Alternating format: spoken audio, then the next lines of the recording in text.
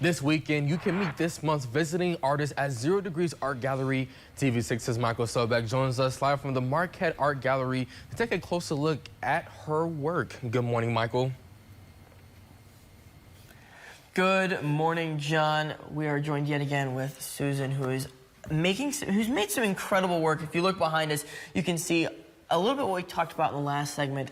And you, Susan, use tissue paper, which is very different from, I think, some of the most majority of artists that I've met. We currently have a piece of artwork in front of us that is a work in progress. What all goes into making something like this? I start out with a little bit of an idea, but not always. What you do first is you lay a background.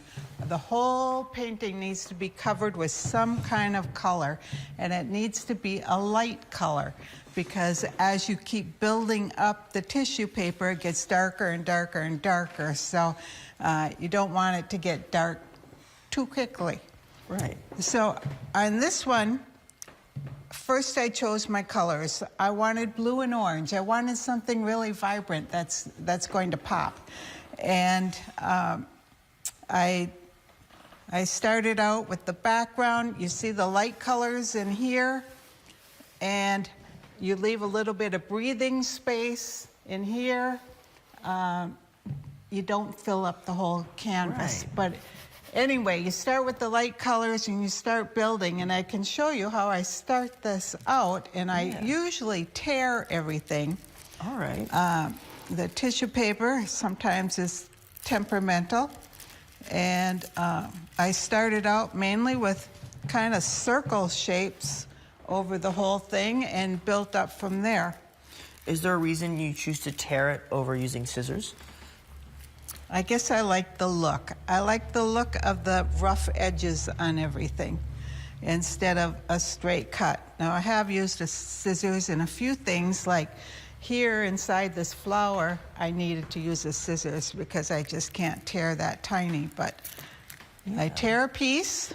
I take my nifty pickle jar from Vlasic Pickles, and I have my glue and water mixed up here. I use Elmer's glue, not the school glue, but the glue all. It's a stronger Elmer's glue, and mix a little water with it, and put a little on the canvas. You want to put it? And put your piece on and go over it. Over it. All right, and that's how you get the base of it. That's it. Now I've got a little bit of yellow there. You try and spread the color around. If I use a purple over here, I need to use a purple over here. Just a little bit. It doesn't have to be a lot. But you just keep going. On attaching. And you can already tell that it takes a lot of hours of work and patience to build it. But the payout is absolutely worth it.